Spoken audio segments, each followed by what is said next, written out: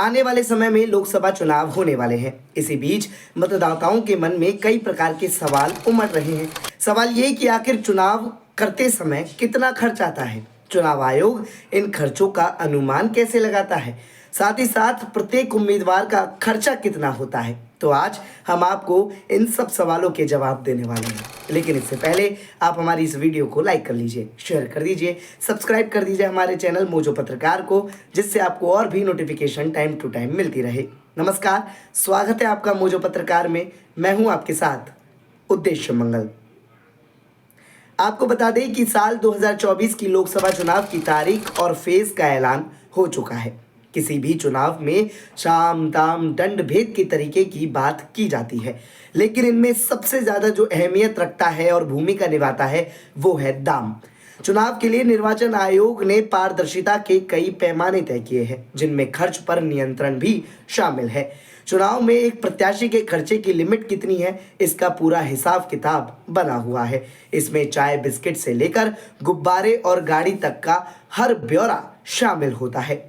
किसी चुनाव में निर्वाचन आयोग की तरफ से प्रदेश की आबादी और मतदाताओं की संख्या के हिसाब से राज्यवार चुनाव खर्च की सीमा फिक्स की जाती है। इसमें प्रत्याशी की सार्वजनिक बैठक, रैली, विज्ञापन, पोस्टर, बैनर, वाहनों सहित अन्य खर्च भी शामिल है। प्रत्याशी चुनाव के दौरान निर्धारित सीमा से अधिक राशि खर्च नहीं कर सकते हैं। लोकसभा चुनाव में होने वाले चुनावी खर्च की लिमिट बीते 2 दशक के दौरान करीब करीब 4 गुना तक बढ़ गई है। वहीं विभिन्न राजनीतिक दलों के प्रत्याशी 5 से 6 गुना तक खर्च कर रहे हैं।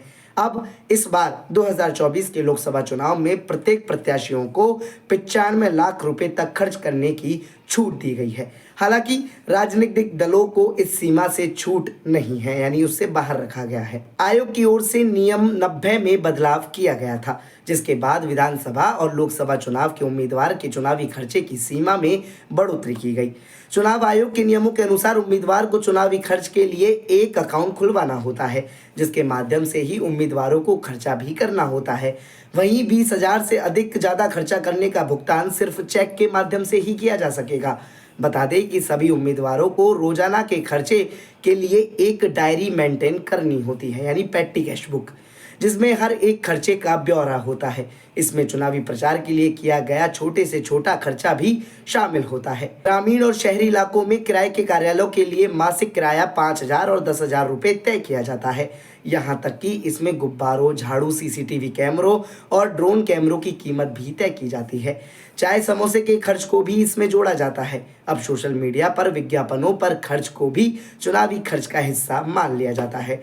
मीडिया रिपोर्ट के अनुसार एक कप चाय की कीमत 8 रुपए और समोसे की कीमत 10 रुपए तय की गई है। वहीं बर्फी 200 रुपए प्रति किलो, बिस्किट 150 रुपए प्रति किलो, एक ब्रेड पकौड़ा 10 रुपए का, एक सैंडविच 15 रुपए और जलेबी 140 रुपए प्रति किलो की रेट तय की गई है।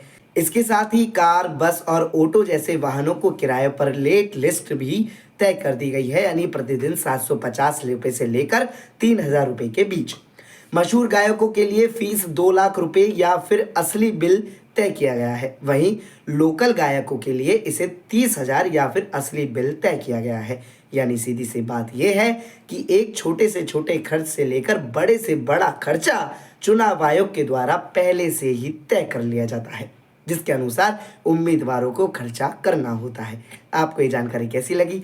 अपना जवाब हमारे कमेंट बॉक्स में ज़रूर दीजिएगा। बने रहिए मोजो पत्रकार के साथ। नमस्कार।